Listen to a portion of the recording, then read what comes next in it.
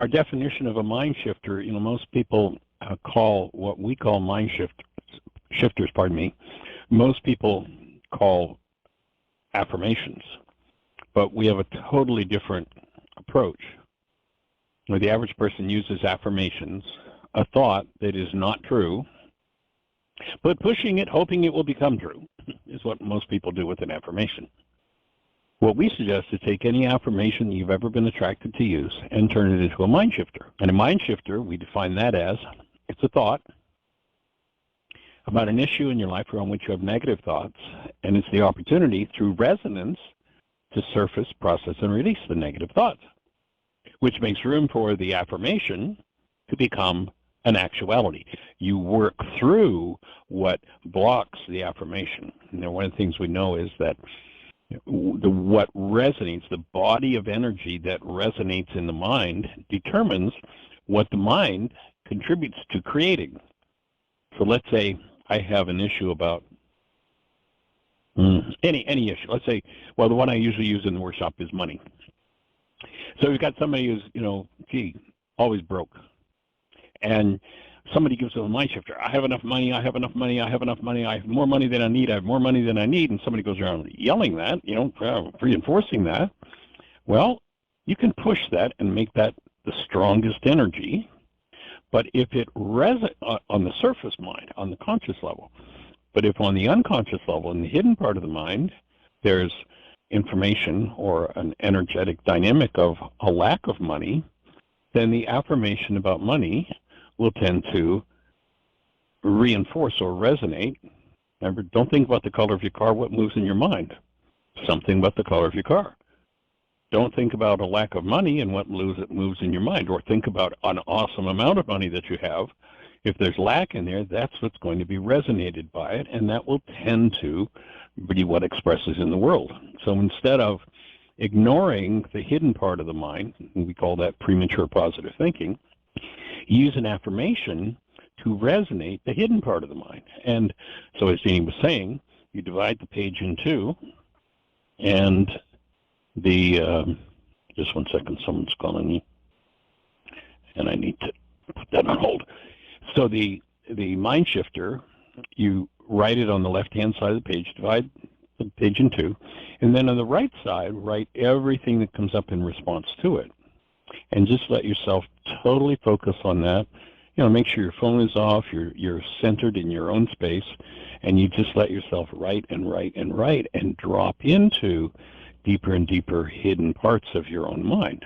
This is just a tool, a way to access the unconscious. And of course, once you've accessed the unconscious part of your own mind around any given issue, you now can take that part of your mind and apply the tools and clean it up. So produces a different result. So that's kind of the bottom line of using MindShifter. So if you pick a number from 1 to 21, that will determine which section the MindShifter will give you is from. And then if you pick a number from 1 to 13, because there are 13 MindShifters in each section, that will tell you which, just 1 second here, that will tell you which MindShifter you get. So if you've got a MindShifter for us, if you'd like a number, push 1, and we'll tell you. And the reason we use this system of selecting MindShifters through numbers is rather than going to my mind or yours, trying to figure out what needs to be done, the MindShifter gives you the opportunity or the guidance we ask for as you are looking for your numbers is that you pick the right two numbers. And thousands of times we've had people picking numbers, and it's always just goes being right on to what needs to be dealt with. So the 21 sections on the MindShifter list are healing into aliveness, healing fear and hostility through forgiveness, creating from abundance, healing into eternal life, healing death, source esteem issues, healing generations, dealing with power person issues, living without perception and memory, partnering in sweetness, approval, and love, healing the issues in my tissues, healing blame, healing regulatory speech, being on purpose, healing issues around people dying, living as love, overcoming a beguiling ego, healing family traumas, on becoming the observer in my life, healing power person dynamics, healing addiction. So there are the 21 different sections. And section 22, which, as I say, I haven't completed yet, is processing parental energies. So if you'd like a MindShifter, push 1. Give us 2 numbers. A number from 1 to 21, and then a number from 1 to 13. There's 2 hands up. I'm not sure if they're left over from Dr. Tim, but we'll check. Let's go for it. The first one is Miss Celinda, 541. You're on the air. Yes, good morning. How are you today? How can we support you today? We're rocking. Yeah, we're rocking here too. The sun is out and it's warm. Nice. Anyway, in reference to yesterday's conversation that Dr. Tim had with Susan, I wanted to share what my experience is showing me now. I'm like what Dr. Tim said about fake it till you make it, because that's kind of been my mantra for many, many years, about 30, except it was really slow. It's been really slow making it. And being aware that that wasn't about being hypocritical for me. It was about saying, well, I'm just going to doing this until it becomes real for me. It becomes, I make the connection. Yeah. You might want to look at the fact that your mind plugs in the vibration of hypocritical there. That there might be something. Right. Remember, my words fly up, my thoughts remain below. The fact that in the context of that conversation, your mind injects the word, oh, there's nothing about hypocritical. There's probably some denial about some hypocrisy there that would probably be beneficial to look at. I don't feel that way with what I'm saying. Well, I wasn't suggesting you felt that way. I was just inviting you to look. Your words tell us there's something going on. That's all. Right. And my words, very often, I don't communicate very well. I am aware when I'm being hypocritical yeah. To the best of my ability, and I do my best to make it, to be aware of that, observe that, and go into why am I hypocritical. But anyway, yeah. Well, let me give you an example.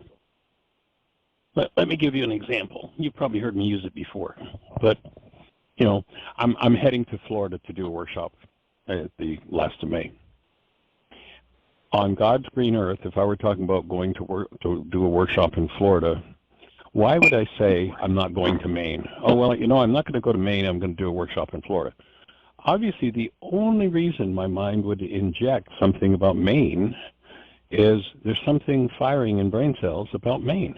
Otherwise, there are 8 billion places in the world I could mention. The only one I would mention would be the one that's firing in brain cells.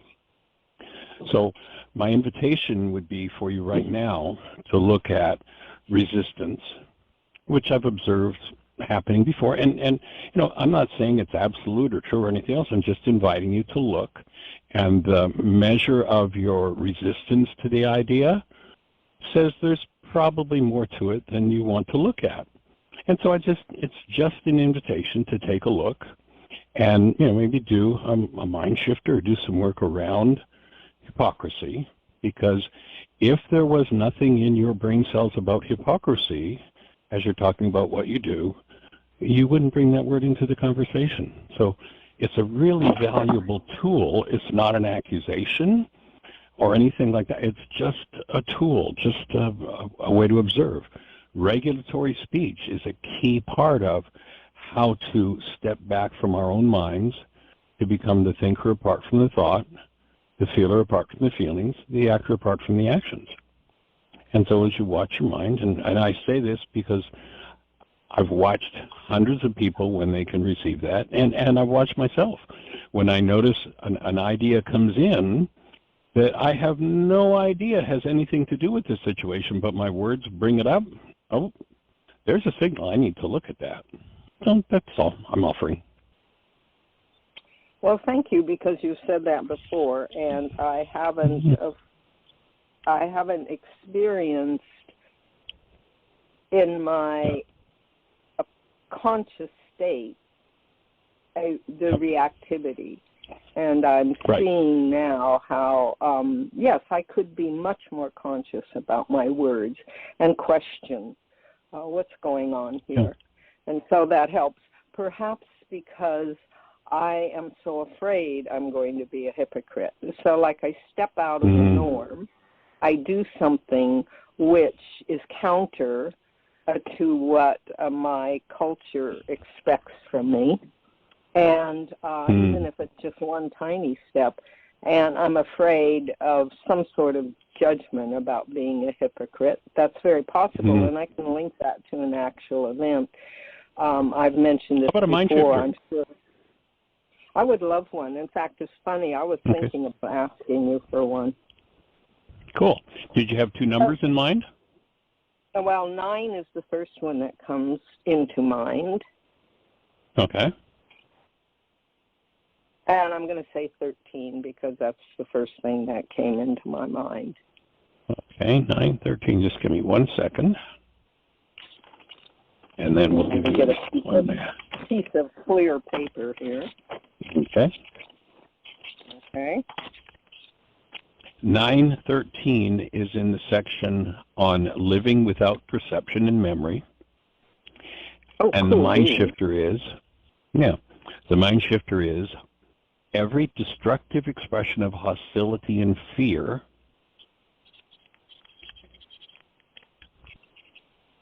every destructive expression of hostility and fear in the world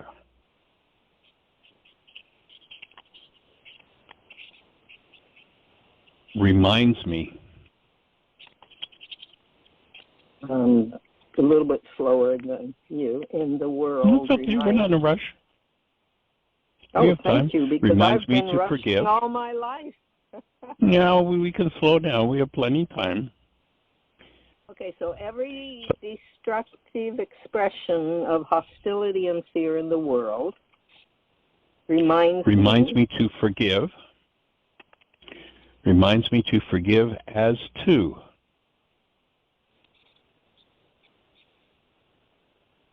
Okay. My perception.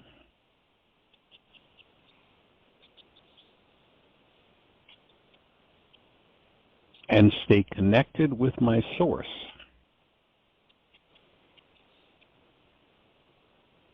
Comma. My true being. Dot, dot, dot. Love. Exclamation point.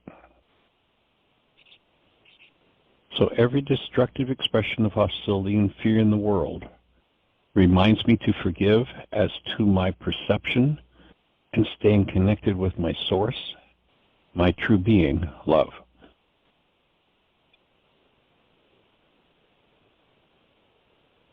Okay. Every destructive expression of hostility and fear in the world reminds me to forgive as to my perception and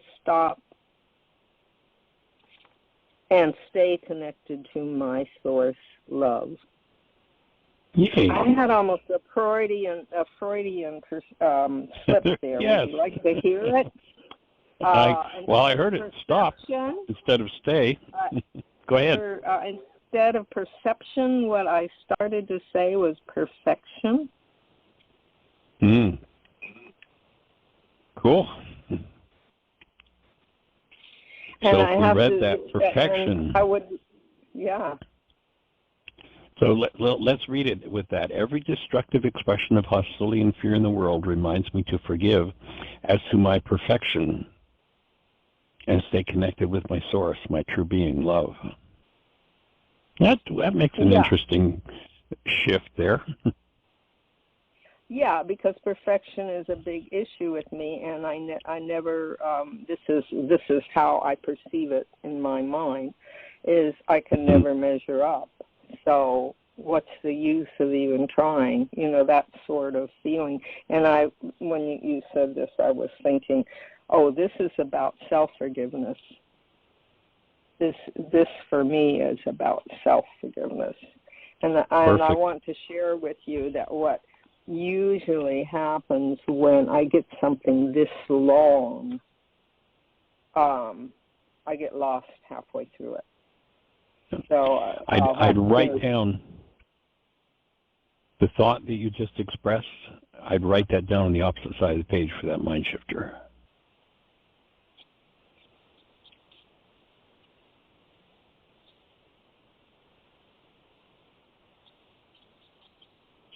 I better write it down or I'll forget.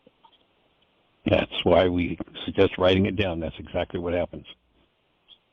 I know I've worked on them before. I think, oh, I'll remember that, and then 2 minutes later, it's like, what was that? What was that? It's gone. Right. The mind covers it up very quickly. I would like to share with you some of the life experiences I'm having. Some of them I got an inkling of, like an insight about, maybe even 30 years ago or more. I like this fake it till you make it, and I'm still obviously have more learning about it for myself as I slowly make my way. I think I mentioned some of these before, but these were specifically what I came up with when I listened to Susan and Dr. Tim yesterday. I'm learning that the difference between smart and wise, or as the Dalai Lama said, smart is knowing what to say, and wise is knowing when to say it. I'm never sure when to say it, and so I withhold when it needs to be said, and I blurt it out when it's inappropriate to be said. So that's an interesting experience that I'm playing with now, or new learning. I am learning. Sounds like that one might tie into that hypocrisy issue too. In what way? Just of someone catching you in it. You talked about that. In fact, I've got a MindShifter for you on the hypocrisy thing if you'd like to write it down. I hope it's not too long. I have half a page here, short page, kiddie page. Okay. It has always been a wondrous experience.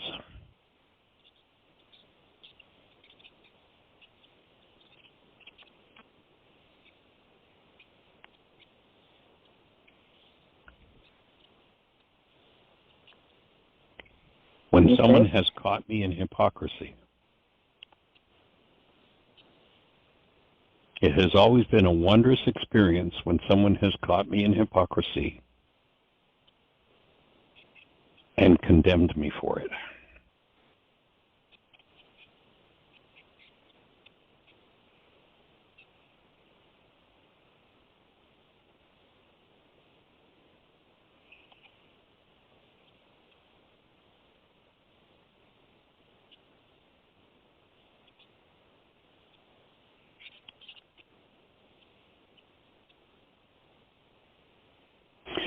What's happening with your breath?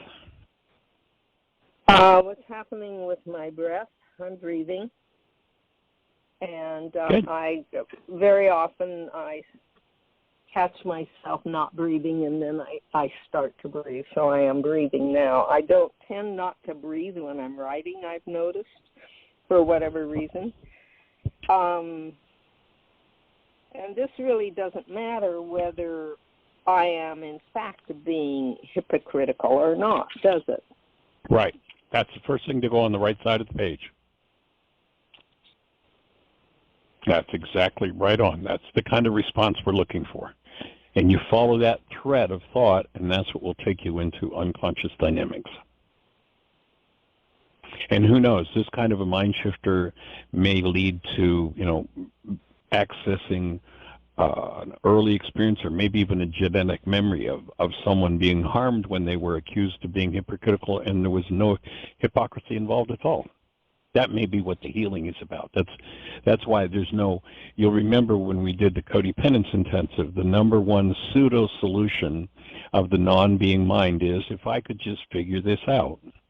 And the reason you can't figure it out is because there are so many energetic dynamics when you just take one person with all of our genetic history, then put it beside another person with a separate genetic history, and the way those two things interact, the permutations are endless in number. And so there is no way in God's creation that the 9-bit mind is ever going to put those energies together in a way that quote-unquote figures it out. But it can always, whatever it is, be forgiven. That is such cool beans. It is. It really is. And, when every time I think of it, and actually the more I work with it, the more time goes on, the more I see its impact. The genius of this man who offered, your perception is driven by goals. The appearances in your mind, don't get lost in them. You collapse them by canceling the goal. It's just so monumentally important.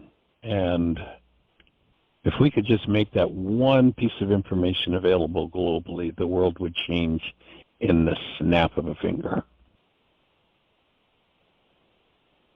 And I'm realizing in relation to the smart and wise quote that I forget to ask to be shown is when I get into trouble. And, and being vaccinated with a Victrola needle, which most people won't even understand anymore. Right. Yeah, that was an old process. And there is, I feel a desire to go to the library and find out the original derivation of this word hypocrisy, because I have a feeling it's a Greek word. So that would be interesting. It probably would be interesting to look up right now. Pardon? That probably would be an interesting search to do. Yeah. I like to do that because that seems to bring me more clarity for myself than anything in relation to the meaning of words and in relation to that old saw about we all say the same words and speak a different language. So that would be interesting for me. Another thing I'm noticing is I'm shaking. And I've told you about my tremors before, and I've discovered that unless I'm actually hypoglycemic, reactive hypoglycemic, I could be hungry, actually functionally hypoglycemic, or reactive, is that I shake. And so I thought, because I am very aware that I have closed down my throat chakra, the thyroid. So, and what your chart says about the thyroid is very informative. I've never seen it expressed in that way before. It's sort of like opening up a new possibility for my healing. One of the things they used to do, speaking about being vaccinated with the Victrola needle, one of the things they used to do, and this is like back in the 50s, is if, let's say, there was a child and they had to open the child's chest, let's say maybe it was for heart problems, they would find this huge thymus gland, overgrown, deformed thymus gland, and they'd cut it out. They'd do a thymectomy because they had never seen a normal thymus gland in an adult. The thymus gland ends up being walnut size, because it shrinks in the presence of fear. One piece of documentation that I saw, and it's a long time ago, so I couldn't even say where it came from, but one was that they showed that the thymus gland would shrink by 50% in a 24-hour period where there was an attack of fear. And I noticed that because the thymus on your chart, it has to do with fear, and the thyroid has to do with rage. Yes. Anger, you rage, think about anger, the person, you think about the person on the battlefield that lays dead beside the one who's been shot, but there's no wound. And the intense energy of fear literally can shut down all life functions. And the thymus is the first thing to go. I mean, literally 50% in 24 hours in an attack of fear.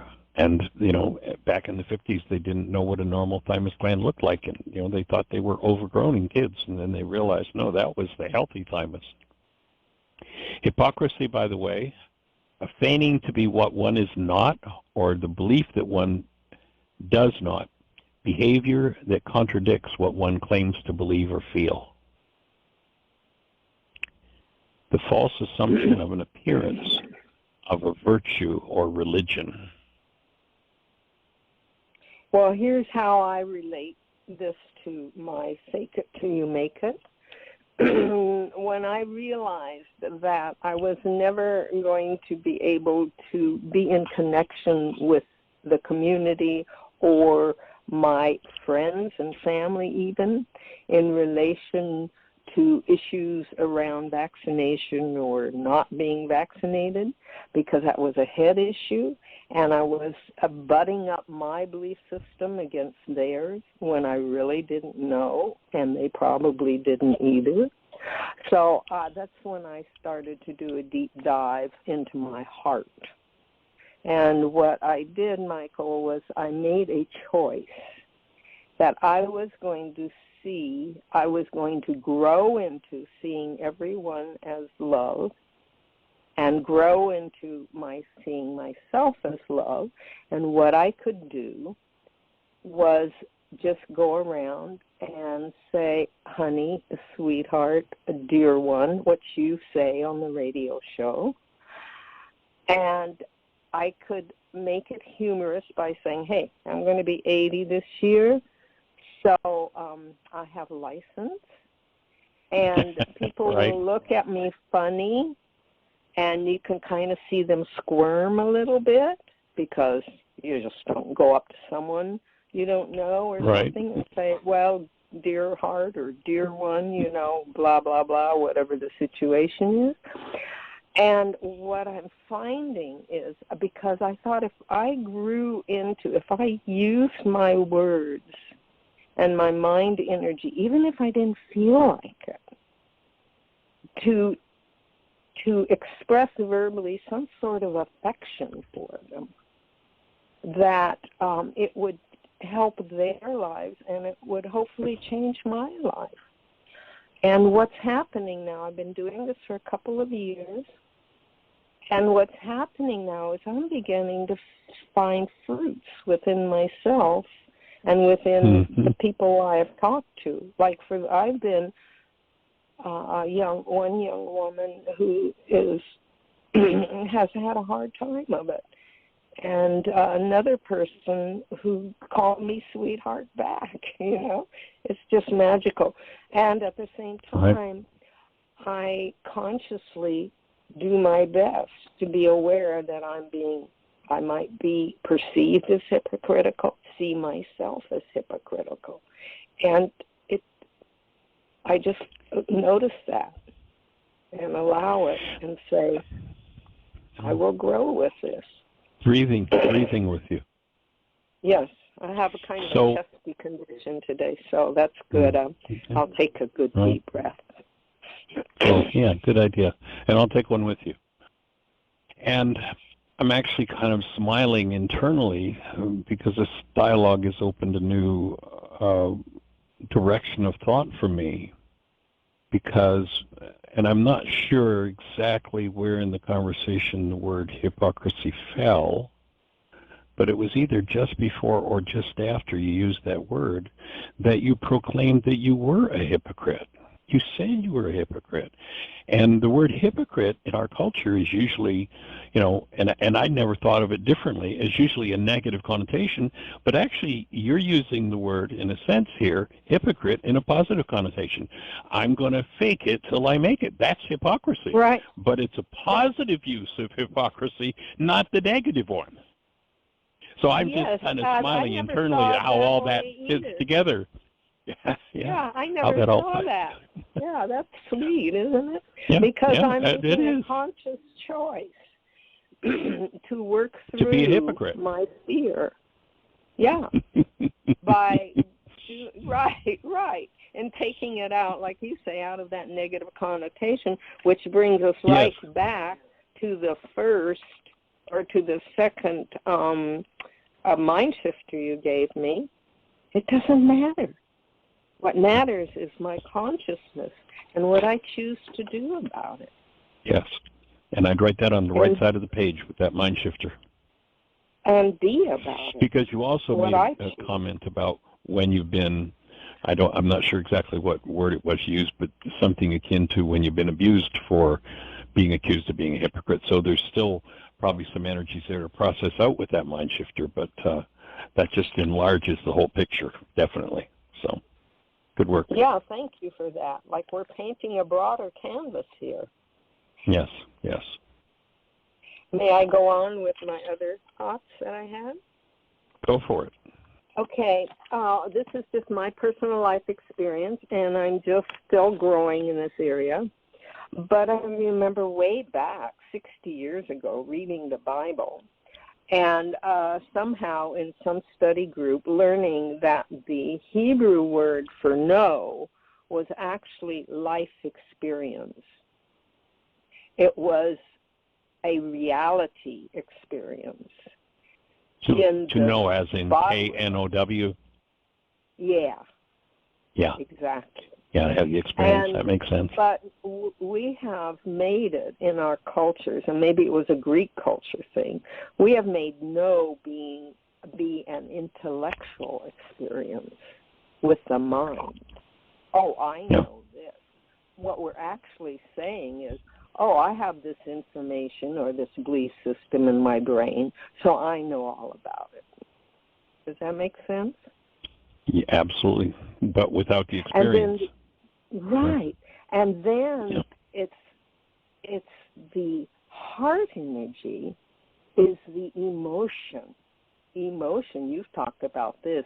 Emotion, it's that energy in the heart area, the unconscious, or the unconscious being made conscious of energy. That's why I mentioned to you about us being liquid crystal diodes when I got so excited about phospholipids and the skin of the membrane, and that the skin of the membrane is the one that lets in, that is the interchange between transmitters and receptors and all of that. I went, oh, wow, that's so It's cool. All energy. I know. But it's interesting in that regard. It's interesting that they've always thought of the DNA in the cell as being prime and the interior of the cell being key. But what they found is that they can take the interior of a cell, they can clean everything out of the interior of the cell, and the cell will go on functioning just fine.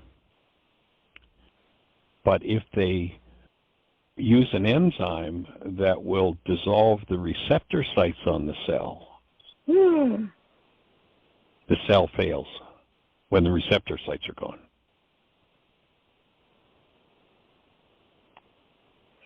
A disconnect, Michael. Tell me more about that thought. It's just the disconnect. We disconnect ourselves from source. We put an enzyme in us, but our enzyme is gunk. That just screws up our receptor sites. And the transmission can go on into eternity unless we clean up our our receptor sites. Amazing.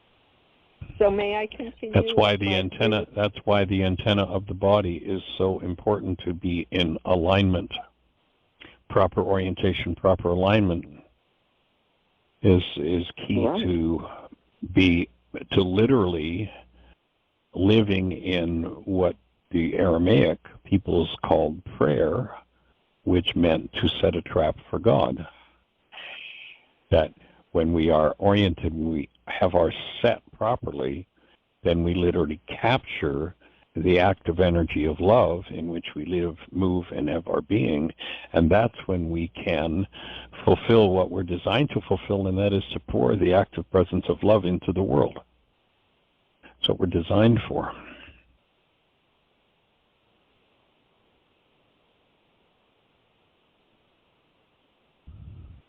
I have feelings running through me right now, and I am exploring them. And what are they saying to me?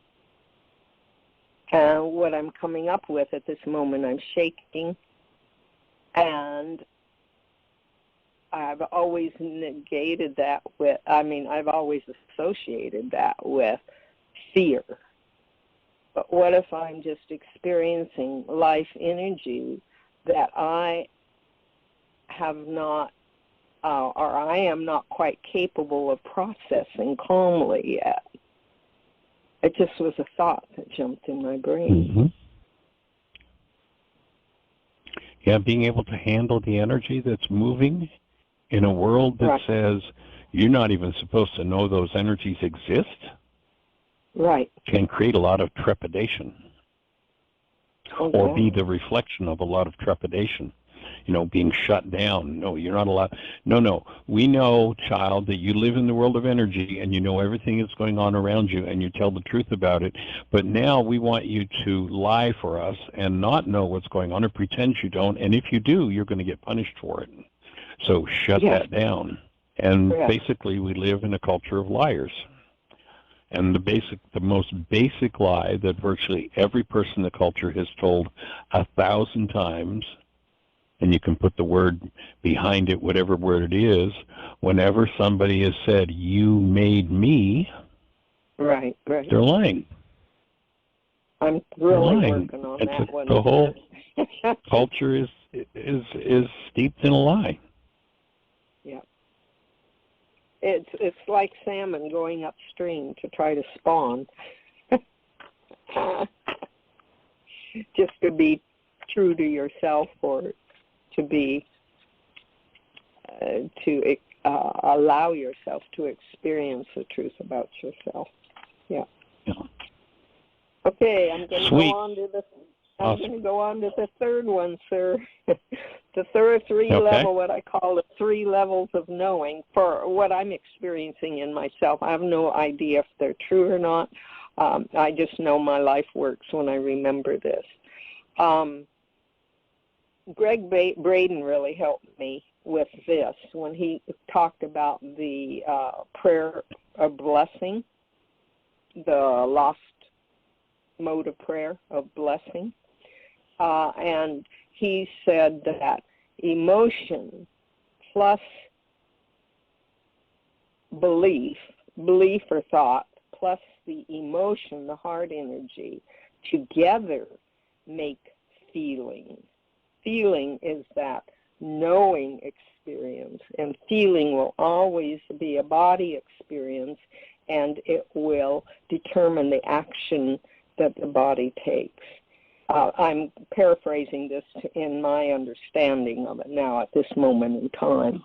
So for me, it's that old Maxwell House coffee commercial again with the percolator, the old-fashioned percolator, which hardly anybody even knows what they are anymore, except us oldies, the youngies, those of us. And who are here to be the elders for the rest of those of us. But we got to find our eldership first. But anyway, the idea of the percolator, where the coffee's put in the top, so it's like the inside is put in the top, and then it goes down to the heart level as the energy percolates, and the heart level is the to me, the inspiration. I'm just using words now because I'm trying to find metaphors.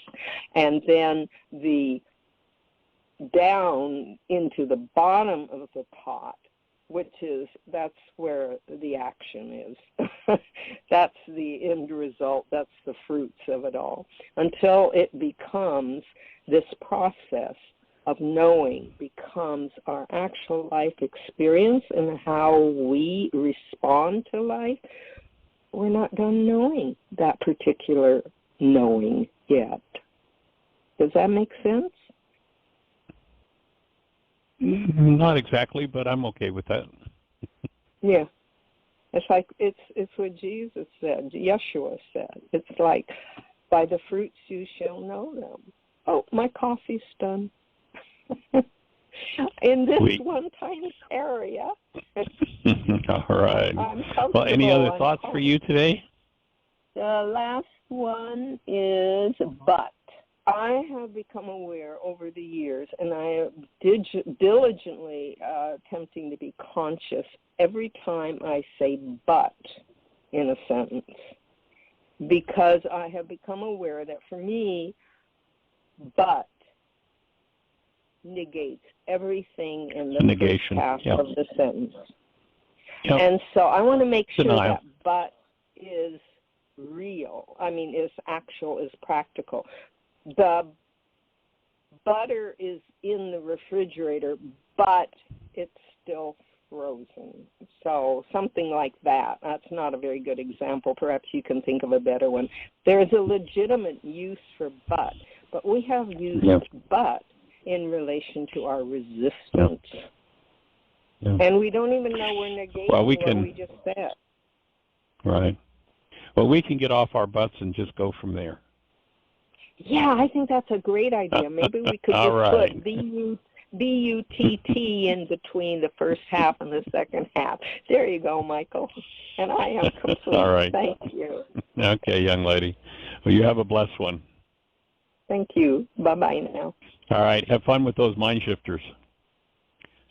Oh, yeah. Especially that constructive use. I've used that before. I've suggested people fake it till you make it, but I've never thought of it as constructive hypocrisy. So, Dan, we've got an example. Love it. It's cool. Yeah. All right. You have a blessed one. You too. All right. Take care. And all right, Jeannie, get a hug from that man of yours. I will. Oh, I think we've had 3 or 4 of them this morning already. So yeah, we're rocking. We're keeping our quota up. Yeah, you need 12 for thrival, 8 for maintenance, there you go. And 4 for survival. There you go. You're good All right. to go. Bye-bye. All right, blessings. Bye-bye. Awesome. All right, Miss Jeannie. The next one is Susan, and her hand also might be left over from Dr. Tim, but we'll check. Welcome, Susan, 610. You're on the air. Hi, it's not left over. I did want Welcome. to ask you, thanks. Thanks for yesterday, too, all that stuff. You're most welcome. I wanted to ask you for a MindShifter, but not one of the numbers, something very specific. I've made myself a MindShifter. It is safe and healing for me to feel affection for Michael, our Michael. And I'm absolutely stuck with it. And I wondered if you could tweak it in some way. I just thought it would be so nice. Here we've got this perfectly okay person. I mean, maybe he isn't okay, but whatever. It's not up to me to know. If I could just enjoy him and appreciate him instead of dealing with all kinds of tightness, and then I do my wake-up sheets. And I'm telling you, it's just an ongoing thing. Any ideas? Yes. Well, let's do it 2 ways. Let's first of all, how about picking a number from 1 to 21? Okay. What number is it? Well, I had picked 2 numbers quite a while back, and they're 9 and 9. Okay. Let's see how that fits here. So 9 is I willingly allow my past to be removed. Wow. Okay. Sounds like the answer to your question. Goodly part of it. Keep going. This is good. That's it. I've got that much. Well, That's that's 9 and 9? That's 9-9. Wow. I willingly allow my past to be removed, and my offering would be, what comes to mind for me is, everything that you're seeing about Michael is from your past. And that's what inhibits your affection for Michael. Okay. And so I'd say if you just allow your past to be removed, work on that one, and whatever it is that Michael's bringing up for you, as you allow it to be removed or forgiven, then the natural state of us as human beings is that of affection for each other. And I think you'll find that affection restored. And the only time it will disappear is if another piece of your past is resonated by something you do in regard to Michael, or something Michael does in regard to you, or someone else in the world around you. Okay. That's good. I don't like it at all because it is so good. I love it. There's this. There may be just an odd off chance that there might be a resistance in your family system that might be reflecting back to you from some other people in the family. Oh, could be. If you have a sense of who I'm talking about. I have a sense of who you're talking about. I have blocked a certain person, but the only blocking that isn't complete is messenger, when I am one of several people being blocked. One of several people who are being addressed. This person we're talking about is very eager to get us into therapy and correct our terrible ways.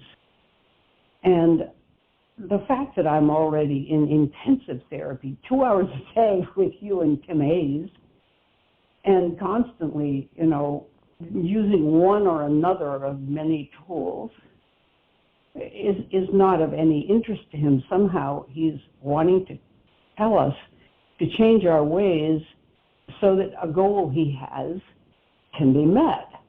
And it's not going to be met under these circumstances. But this blocking on Facebook, the Facebook kindly says, you are part of this chat, but you have blocked him. Would you like to be part of this chat? You can be part of the chat and this person won't know, or whatever it is. And I'm sitting here thinking, I want to know what he says, but I don't want to know what he says. So, in a very, right. I'm curious all the way along because I care about this person. Boy, talk about, it is so hard, going back to the first person, so hard to feel affection.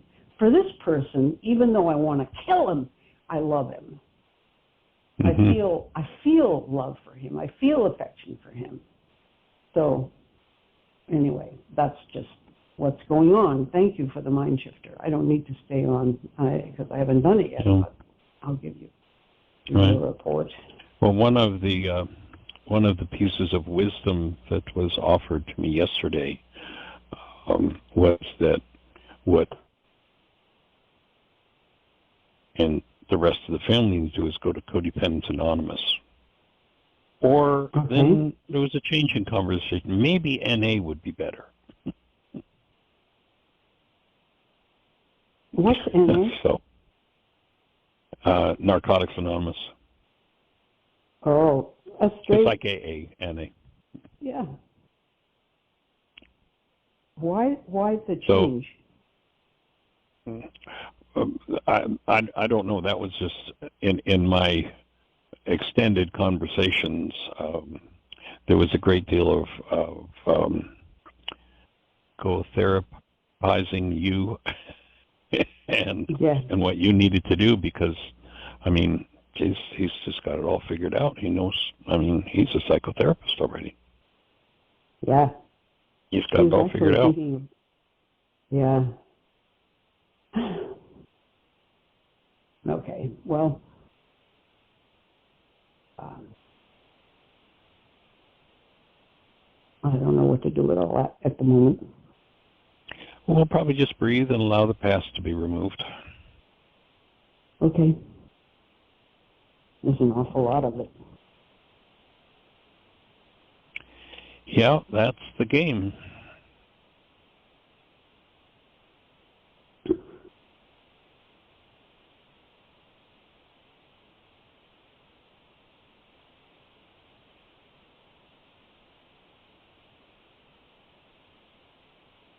And holding the space. Thanks. All right, you have a blessed one. Tell Tim we said hello and give him a hug. Michael. Okay. All right, Thanks, take care. Michael. All right, bye-bye. Bye.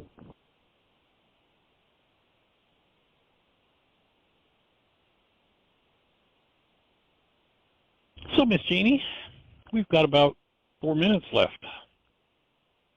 Do we have anybody and else? There's not another hand up, but something, I jotted it down. I didn't catch the whole thing, and I think it was yesterday. It might have been the day before.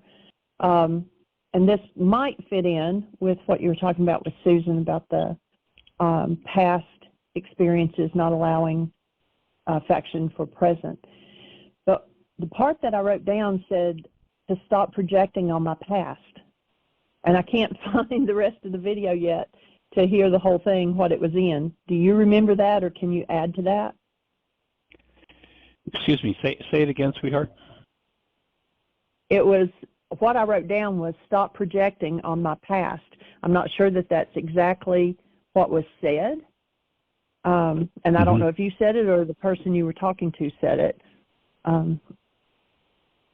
But it rang something in me, but I couldn't quite get it.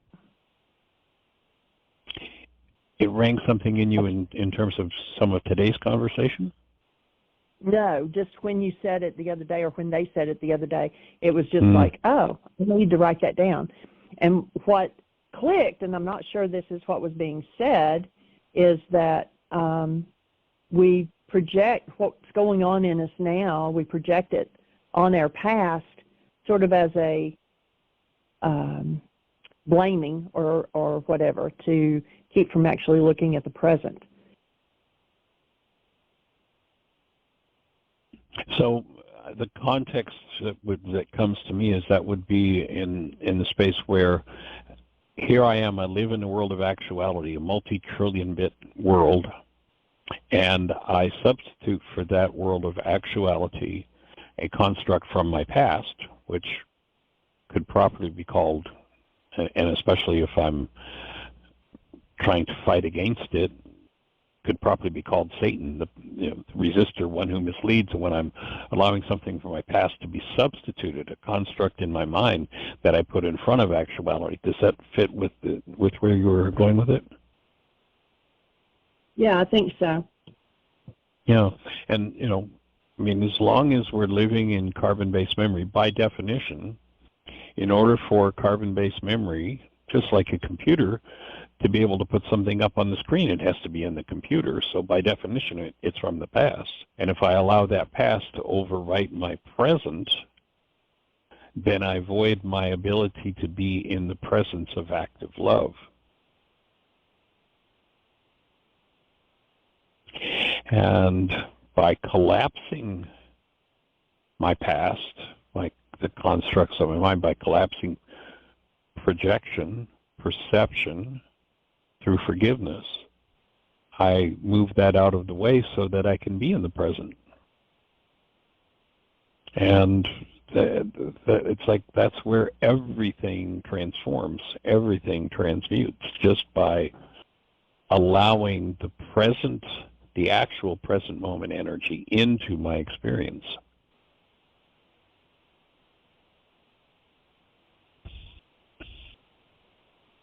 So that's what comes up for me as you share that thought. I hope that fits.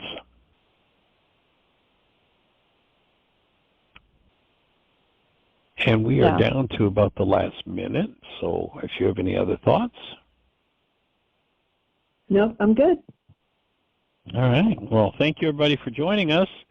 Have a blessed one, and we'll look forward to talking with you on Monday.